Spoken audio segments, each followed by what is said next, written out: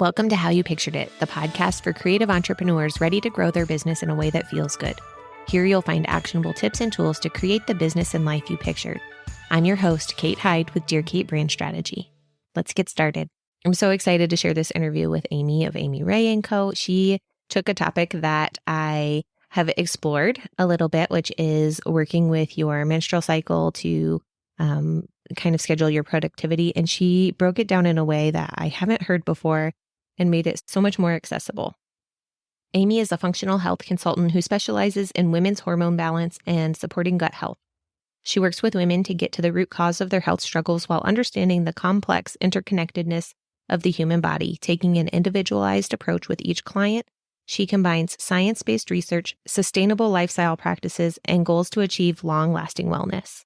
Amy also has a background as a photographer, and I loved hearing her story about how she pivoted to make sure that her work life and her business fit into her family life so that they could have the lifestyle that they wanted. Enjoy the interview and be sure to grab the freebie that Amy mentions in the show notes. Amy, do you want to go ahead and introduce yourself and share a little bit about your background?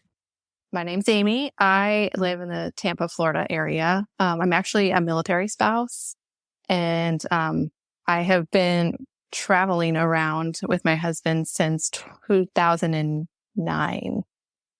So I was actually a photographer for about 15 years and also a nurse for about 10 years. So nursing is what's gotten me into the medical background.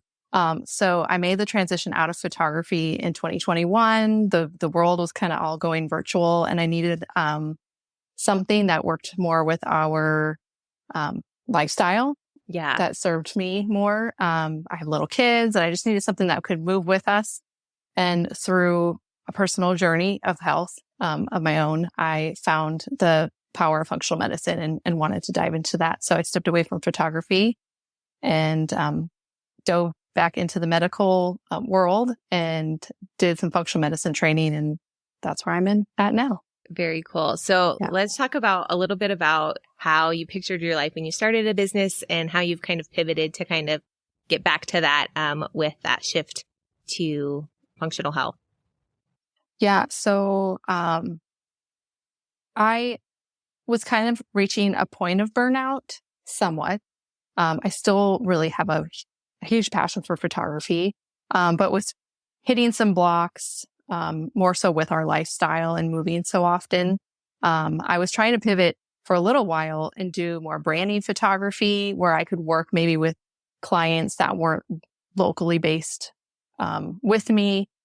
And I was just hitting some blocks there, and it wasn't feeling right. I wasn't resonating with it as much anymore, and just felt like my passions were falling into different areas, and was just allowing myself to be open with that. And I think with 2020 and a lot of things happening with, people shifting and changing, I was just more open to the idea that maybe it was time for a change, and the virtual space became a lot more accessible for people. Yeah.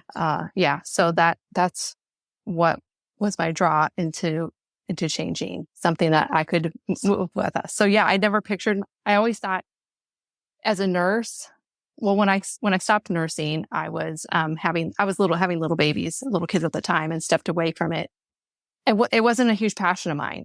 Then photography was it. Like, that's what I loved to do. And then when I found something a little different, but still relatable in the medical world, I thought, like, I can understand this. I can jump into this, not like as a brand new outsider. So I was able to make that transition easily and find a slightly different path.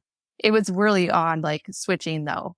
And having to tell people, like, I'm not a photographer anymore. I'm a health coach. Like, those are completely two different things, right?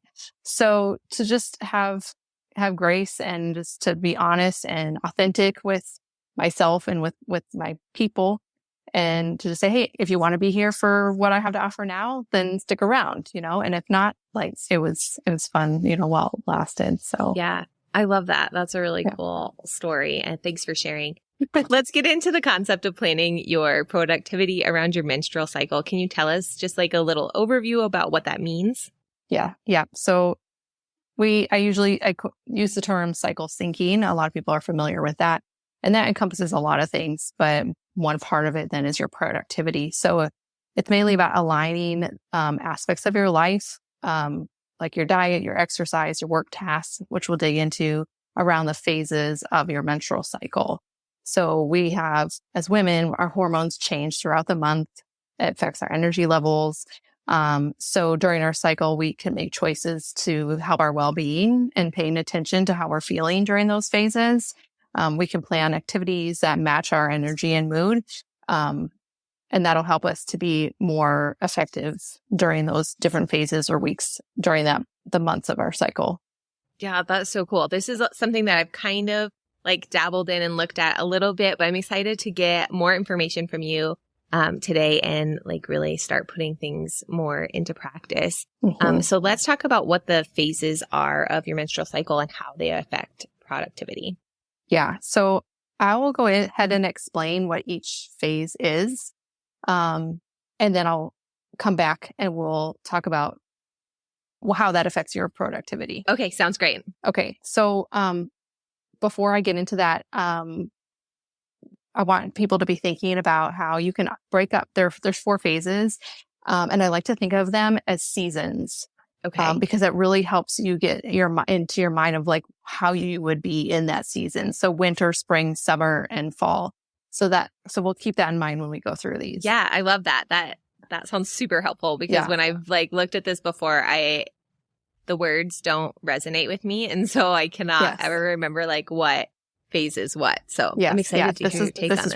That's really helpful. So so your cycle kicks off with your menstruation week. That can be anywhere from like 1 to 7 days, and that would be your winter season. So this is when your hormone levels are low, your estrogen and your progesterone. And so you have that fatigue, lower energy, and mood changes. So we think of winter, we're hibernating, we have that lower energy type of feel. Okay. So then following that, around days 7 to 12 is going to be your follicular phase. And that is when your body is going to stimulate growth of a follicle in the ovaries to eventually produce an egg. So the follicle will become dominant and start producing estrogen. So in this phase, we'll see the estrogen start to rise, and that would be like a spring season. Okay. And then we have ovulation, which is a shorter period of time, but it can land anywhere between like the 12th and 16th day of your cycle.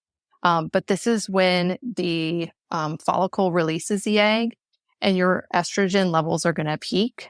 And, we think this is a time when your body's trying to get you pregnant. So you're going to have those more like less fear. You're going to be more glowy, more, I'm trying to think of the word, outgoing. Outgoing would be a good word. Yeah. And so that's your summertime phase. And then your luteal phase falls in that 16 to 26. So kind of the big chunk of the last half of your cycle. And this is right after ovulation ends. Your follicle will then change. I guess we don't need to get into like the anatomy, but it produces progesterone. Progesterone prepares your body for pregnancy, but it also brings a calming effect to your body.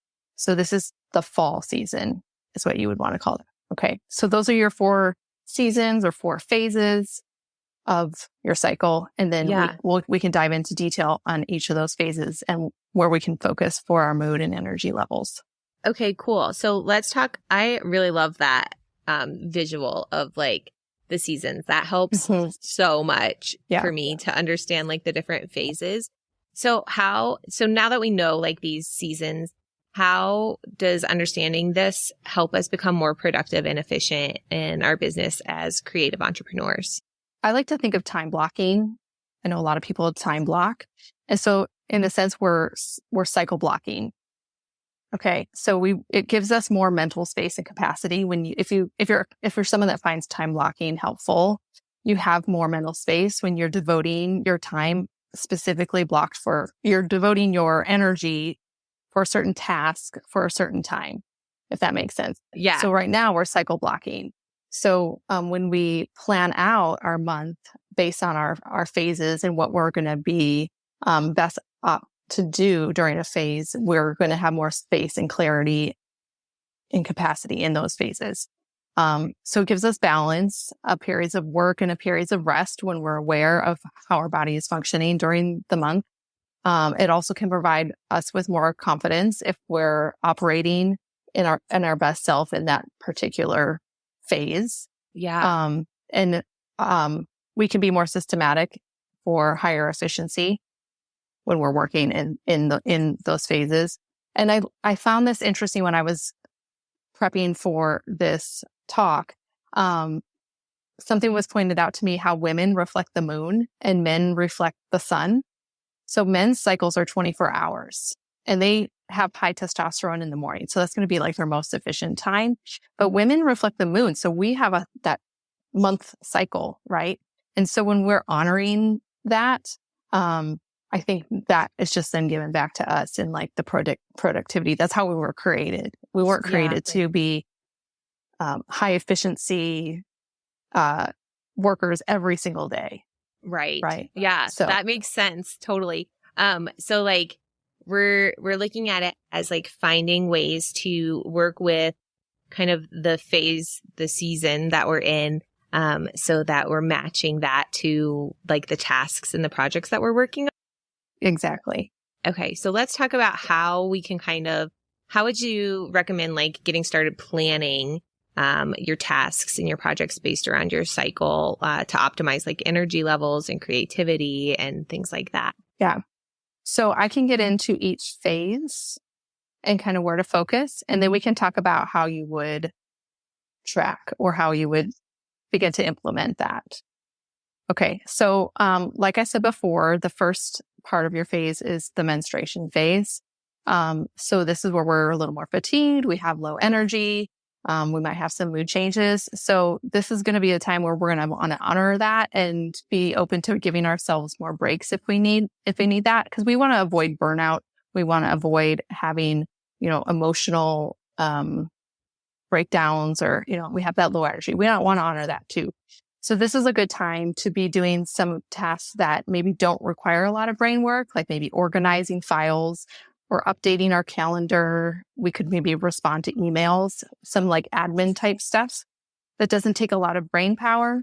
But we also want to be open to maybe just reflecting and thinking ahead a little bit on the month ahead. Okay. So like in our winter menstrual phase, we're doing things like catching up on bookkeeping, like that kind of just like behind the scenes stuff that needs to get done. And then also just being a little more restful and kind to ourselves. Yes. A little more self-care, less mental exertion. Okay, cool. Yeah. And then, so going then into the spring phase, which what's the proper term again? Okay, follicular phase. Follicular phase. See, like I love your seasons. Like this is it for me. You've totally changed totally helps it make more sense. Okay, so this is a time where I said your hormones are starting to rise, specifically your estrogen. So you're going to find that you have a lot more energy during this time. You're going to be kind of just ready to go. So this is the time when you want to be diving into maybe doing more research-based things, like if you're going to have blog posts coming up, podcasts to work on, email nurture sequences, like you're going to want to like put those out, be working on those. Where you have more creativity at this time. Okay. You could also be working on more like developmental strategies or complex things. Like if you're planning a course, maybe building that out. Okay. So things that take a little bit more mind power, the things that I feel like I always want to procrastinate on, this is the time where you're going to feel more productive and be wanting to work on those things. So ideas are kind of flowing in this phase and really like you're in that creation mode. Exactly. Okay. Yes. So we also want to be aware that this is a time that since we're in those modes, we could find ourselves in like overwhelm or anxiousness because we're like really diving in. So we want to always just be aware that we don't want to get to that point. So honoring that too. Okay. So yeah. So write the ideas down, but don't necessarily follow through on every single one. Yes. Yeah. Give yourself some space. Yeah. Cool. Okay. And then going into summer. So the summer is going to be your ovulation phase. And this is a time where we, like I said, are a lot more outgoing. We might be ready to dive into some things that we maybe wouldn't have to, we might be more fearful of otherwise.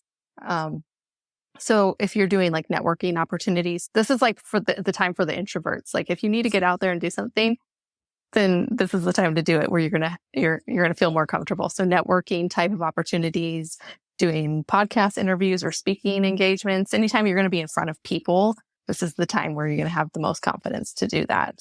So a great time to batch all your content. Yes. I had that. Do all your reels and go live on your channels. Yeah. And get it all. And you're gonna really be like almost attractive like to people too. You're gonna have that extra glow, that kind of spunk, I think. So it's kind of magnetic. Okay. Is how I would put it. Yeah. Yeah. When you'll be at that point. Okay. So. And then for fall, Yeah, fall is that the longest phase? It is. Okay. Yes. Normally it should be. So this is the luteal phase. This is when your progesterone will start to rise, and that is a calming hormone. So you're going to find yourself kind of similar to the menstrual phase, but still feeling more productive. But you might be doing more like reviewing what like happened over the month, and analyzing what went well, what didn't, and how you can, implement something different next month. So similar to like doing some admin tasks as well, but you have more brain power to be reflective, if you want to still do some planning type of projects. Okay.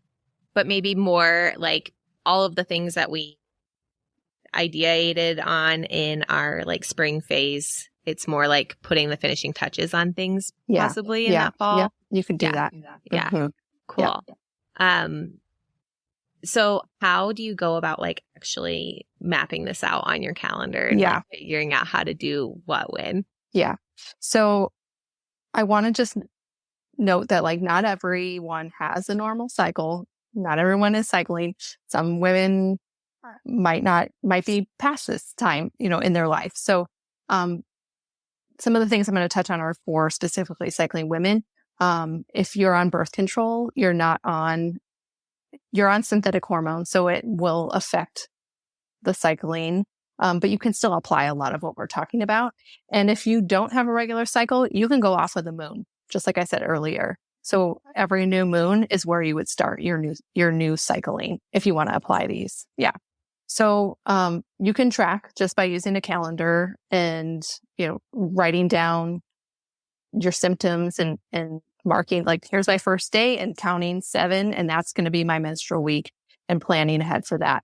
And you're going to want to track that for a good couple months to figure out what your total length is, and average it out, and then plan ahead from there. It's a good idea once you can plan that you are leveraging those higher energy phases and planning out, okay, this is going to be my ovulation time. This is going to be like mostly the follicular and ovulation time. You want to plan out some of those bigger projects or the meetings that you have, so that you're looking ahead and you're going to be your best self for those tasks. Yeah. So like even like looking at that, like for launch dates and stuff, you'd want to do. Yes. Yeah. Okay. Yeah. And obviously things change. Our bodies fluctuate month to month. So we want to just give ourselves grace where we can and breaks when needed. And then also communicating with people on our team or in our family. We don't maybe have to say outright, like, I'm in my follicular phase this month, so, this is what's happening. But just that they are aware, like, this is when you're going to be most efficient at this task at this time, and this is where you're plugging it into your schedule. Very cool. I love that. What other tips do you want to share, resources around this topic? So, again, I just wanted to note that everyone is unique in their cycle. Like I said, so you can take these things that we talked about and apply them uniquely to you, and embracing your natural body rhythms, however that is. And we're not going to be able to perfectly align all of our tasks. Like, I'm doing something I should be doing right now with you in my ovulation phase, and I'm definitely not in my ovulation phase. I'll tell you that. So, I just gave myself some downtime before we started and went for it, so you just honor yourself in the phase you're in with the tasks that you have. And we just don't want to we want to avoid burnout. We don't want to push ourselves, because then that brings on a whole other bunch of issues, and we're not our best selves. That's a great point. That it's great when you can work with your phases in your cycle, but it's not always possible. Mm-hmm. I'm with you. This is not my ovulation phase, but I record this podcast throughout the month. So I did take some downtime before we hopped on our call today also. And I wanted to be able to give you my energy. So I can see how that totally works. Where can we find you? Yeah. So I am mostly on Instagram. It's Amy Ray Co is my name there. That's where most people can connect with me. I do have a Facebook group that I talk about, and there's links on Instagram if you want to join there just to get some more exclusive stuff. But I did create a freebie for everyone listening. So there is a breakdown of all the phases. And then what worked with my mind is that's great. I have all this information, but I need a calendar, a blank calendar, so I can write it down and then actually highlight, this is going to be my ovulation phase. And I know, and then I can put in my tasks and kind of mind map it in a sense. So I created something like that. Very cool. And it also has information on what you could be eating during each phase, workouts that would be good for each phase. So I included some of that too, just to take it a little further. Awesome. I love that. That is on my website, www.amyray.co/cycle. Okay. And I will make sure that that's linked in the show notes. And Ray is R-A-E, correct? That's correct. Yes. Okay. It was so great to talk to you. Thanks so much for coming on. Thanks, Kate. Thanks so much for joining me on this episode of How You Pictured It. I love hearing from you. Reach out to me on Instagram at Dear Kate Brand Strategy. And be sure to rate and review the podcast in whatever player you're listening to. It helps us so much to spread the word. Thanks again, and I will talk to you soon.